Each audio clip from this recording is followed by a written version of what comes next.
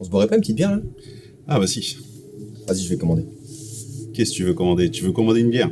Sur Amazon? Sur Amazon? Bah oui, sur T'as Amazon. une épicerie juste en bas, t'en as pour 5 minutes à y aller, mais tu préfères commander. Vas-y, la flemme, je commande sur Amazon. T'es livré en combien de temps? En 1 à 2 heures, sans bouger de chez moi. En plus, comme ça, je fais mes courses pour la semaine et on n'a pas à se raballer les bières dans les escaliers. Cerveza!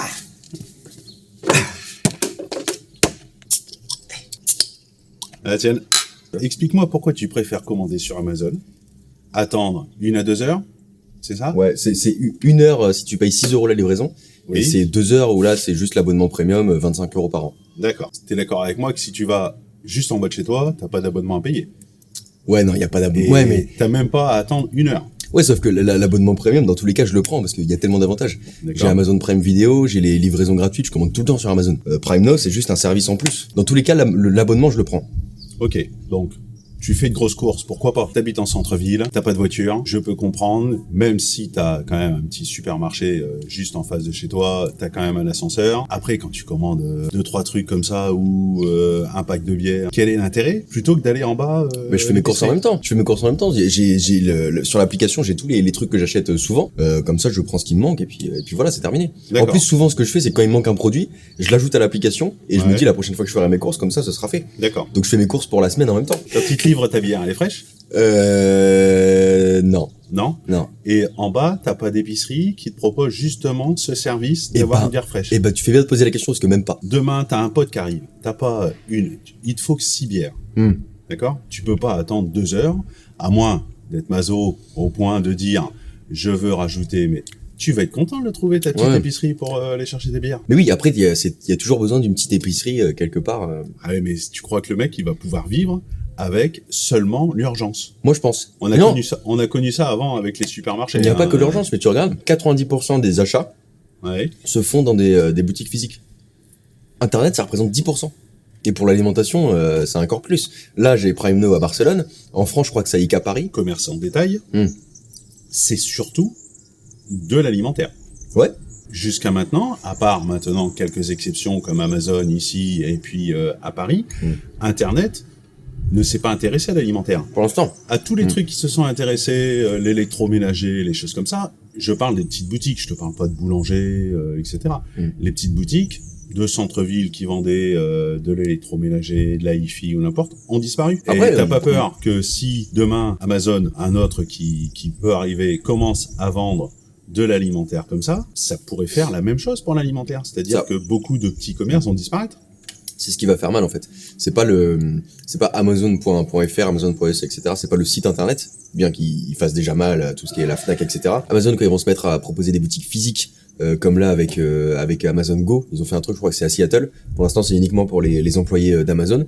La boutique, elle est pas encore au point. Je crois qu'il y a au-dessus d'une vingtaine de personnes à galère. Une fois qu'ils vont vraiment proposer ce genre de boutique, ils vont faire des trucs physiques, ils vont faire très mal parce qu'ils sont hyper avancés technologiquement. Et il y a eu des sondages qui disent que en termes de supermarché, c'est Amazon qui a la plus grosse cote. Plutôt que de se plaindre, parce que c'est ce qu'ils vont faire, hein, c'est les supermarchés, etc. Et on dirait oui, non, Amazon vole nos métiers, etc. Oui, c'est le cas, mais ça va pas changer grand-chose. Plutôt que de se plaindre, il va falloir qu'ils trouvent des solutions et qu'ils se mettent à niveau. Mais j'ai toujours du mal quand même avec une société qui, là, commence à faire un peu de bénéfices, mais qui, pendant des années, ont fait des pertes. Comment ils ont subventionné ça? Et ça, est-ce que tu crois pas que c'est pour étouffer la concurrence? Bah, c'est le but. Oui, mais alors, est-ce que tu crois que nous, en tant que clients, quelqu'un qui va étouffer la concurrence, tu crois que ça va nous servir demain? 90% des gens vont justement pas se poser la question, en fait. Voilà. Aujourd'hui, c'est peut-être malheureux, mais on s'en fout, en fait. À partir du moment où on a le service, on a trouvé le service qu'il nous faut, qui est trop bien. Le reste, on verra peut-être un jour où il y aura que Amazon, où là, ce sera l'apocalypse. Comme la dernière fois, dans ma vidéo, je parlais de Facebook et Google. Mais on s'en fout, en fait. C'est-à-dire, les autres applications, si elles sont moins bonnes, on va pas les utiliser juste parce que c'est français, D'accord. ou juste parce que c'est indépendant, juste parce que c'est pas Facebook. Ok, sauf que la grosse différence avec Amazon, par exemple, et on va parler du commerce en détail. Commerce en détail, c'est grosso modo, c'est 600 000 commerces. C'est 2 millions d'emplois. 2 millions d'emplois directs. Ça veut dire que en plus de ça, les commerces, tous les jours, ils ont leur livraison, ils passent leurs commandes. Un magasin physique, il a sa ligne de téléphone. Enfin, il faut qu'il y ait un électricien qui passe de temps en temps. Il faut qu'il y ait des artisans qui viennent pour faire ceci, pour faire cela. Enfin, c'est à côté, c'est quand même beaucoup d'emplois indirects qui sont touchés. Et avec ce style de truc, ça n'existera plus. On a connu avec la grande distribution. La grande distribution, le problème, c'est qu'on les a un petit peu aidés. C'est que quand la grande distribution est arrivée, on disait un emploi créé dans la grande distribution, ça en supprime 8 autres. Et ce qui s'est passé, c'est qu'ils se sont implantés. Mais en plus, un jour, on les a aidés en disant « Ah bah maintenant, c'est terminé. Il y a trop de pertes d'emplois causées par la grande surface. Donc, il n'y aura plus de construction d'hypermarchés. » Et aujourd'hui, on peut pas dire que c'est un monopole parce qu'ils sont 4. Mais n'empêche que quand tu cherches une télé, que tu vas chez Leclerc, tu vas chez Auchan, tu vas chez Carrefour, 3/4 du temps, elle est au même prix. Selon Amazon, ils auraient besoin que de 6 à 8 employés pour tenir une boutique Amazon Go. Comme je suis commerçant, je suis sensible à ça. Tous les gens qui ne sont pas commerçants, si ça leur apporte un service en plus, s'ils sont un peu tranquilles, eh ben, ils vont y aller. Même si on leur dit demain que ça peut supprimer 1 million d'emplois. Les gens s'en foutent complètement. Moi, tout ce que je souhaite à ces gens-là, c'est que demain, il n'y ait pas un service Internet qui remplace leur boulot, parce qu'ils verront que simplifier au bout d'un moment, ça peut être gênant. De toute façon, il y a plein de boulots qui vont devoir être remplacés. Hein. Mais si on continue comme ça, c'est que les métiers de l'industrie qui ont été supprimés n'ont pas été remplacés, et loin de là, par la maintenance, de la robotique, par les ingénieurs ou n'importe, loin de là. On a remplacé un petit peu ça par le service à la personne. Sauf que le service à la personne, c'est pas la production. Ouais. C'est pas ce qui enrichit un pays. C'est pas ce que tu peux exporter. Donc, au bout d'un moment, oui, on peut dire, il va falloir trouver, mais on va trouver quoi? Le problème, c'est que ça me fait penser au piratage. Combien de fois, moi, j'ai eu des discussions avec des profs qui me disaient, oui, le piratage, ça tue les artistes. Non, je suis pas d'accord. Désolé, mais le piratage, ça tue pas les artistes. Une série comme Game of Thrones, qui est un truc un succès interplanétaire exceptionnel, c'est en grande partie grâce au piratage. Tout à fait. Mais là, on parle des artistes, par exemple. Au départ, leur premier métier, c'est quoi les artistes? C'est faire de la scène. Ouais. Et ça, la scène, tu peux pas la remplacer. La vente de CD, à l'origine, c'était un supplément. Mais comment veux-tu rivaliser quand t'es un commerce de détail avec des boîtes comme Amazon? C'est impossible. Tu joues pas dans la même cour. Oui, là, je parle surtout des gros supermarchés. Les taxis qui préfèrent gueuler une fois que Uber est déjà bien implanté plutôt que de proposer un service vraiment intéressant. Tu regardes ici à Barcelone, il y a pas de Uber. Ça existe pas. Ils ont fait une application pour la ville qui dit aux taxis, voilà, vous pouvez être sur notre application et c'est nickel et ça marche aussi bien qu'Uber. Moi, je suis très content de cette application. Pour revenir à Amazon, tu regardes là dans Barcelone, il y a des petites épiceries partout, il y a des petits magasins partout.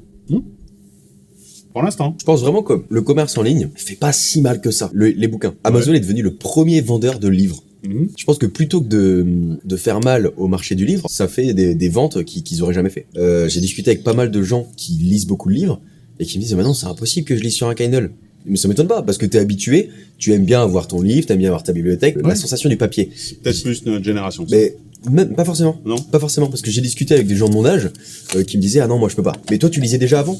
Moi je lisais pas avant, ça me saoulait. Depuis qu'il y a Kindle, je me suis mis à lire. Et je pense que clairement c'est pas d'anciens lecteurs qui se sont mis à la tablette. C'est pas l'offre d'Amazon qui va faire mourir ou n'importe. C'est ce que les gens vont en faire. Mais alors t'oublies une chose, c'est que je vais aller chercher des bières parce que j'ai soif. Mais il y a encore plein de gens qui préfèrent aller dans les boutiques. Alors ça s'applique pas à tout. Ça s'applique surtout à l'alimentation. Les meubles, tous mes meubles, il y en a aucun que j'ai acheté sur Amazon. Bon, c'était chez Ikea, mais c'est pas un petit commerçant. Il y a des trucs que tu peux voir qu'en physique. Mais comme l'alimentaire, je pense qu'il y a plusieurs, le textile. Il y a plein de domaines, à mon avis, sur lesquels ça s'applique. Faire son boulot. Après, s'ils mettaient des jolies caissières comme dans la pub Intermarché, peut-être qu'on irait plus. Le problème, ça va surtout être une question de monopole. Dans plein de domaines. Ouais. Ils se mettent à la vidéo, ils sont déjà premiers sur la vente de livres, l'e-commerce, il suffit qu'ils proposent le paiement plusieurs fois et c'est discount, je suis pas sûr qu'il y ait beaucoup de gens qui y aillent. Mais c'est ça qui est dangereux. Le monopole, c'est très pratique. Service, tu vois moi la Prime Now pour faire mes courses, je vois pas quel intérêt j'aurais personnel, hein, je parle uniquement personnel, à descendre. Il y en a aucun. En plus, là, c'est du lundi au dimanche, de 8h à minuit. Il y a rien qui peut rivaliser. Non, tout à fait, ouais. Absolument rien. En fait, je pense que je pense comme ça. Parce que ça sert à rien. Ça sert à rien je pourrais faire des messages en disant oui, n'achetez pas sur Amazon, même je le pense pas du tout déjà. Mais n'achetez pas sur Amazon, achetez au petit commerce. Mais qui à la limite, au maximum sur le moment, il va dire ouais. Puis après ah tiens, j'ai acheté mon nouvel ordinateur sur Amazon. Ça sert à rien. En fait, à partir du moment où il y a un meilleur service, tu peux dire ce que tu veux aux gens, ils s'en foutent. Mais complet, ils en ont rien à foutre que le petit caissier du coin il perde son boulot. Ouais, mais rien à faire. C'est ça qui est dramatique. Mais c'est pour ça que le truc c'est pas de se poser la question est-ce que on va perdre ses emplois, est-ce que ça arrivera? La question, elle se pose même pas. Évidemment, la seule question à se poser, c'est comment on fait pour pas que ça arrive? Il faudra qu'il y ait des gens qui prennent l'initiative comme ça de créer ce genre de service. Et il faudra aussi que le commerçant de détail évolue aussi.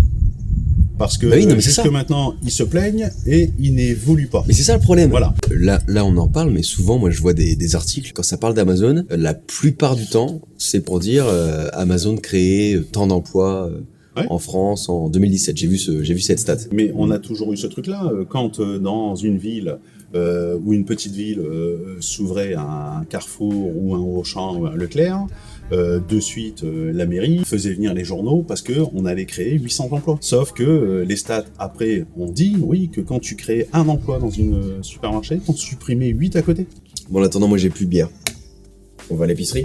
Allez. Don't ever stop. Don't look over your shoulder. Don't ever look back.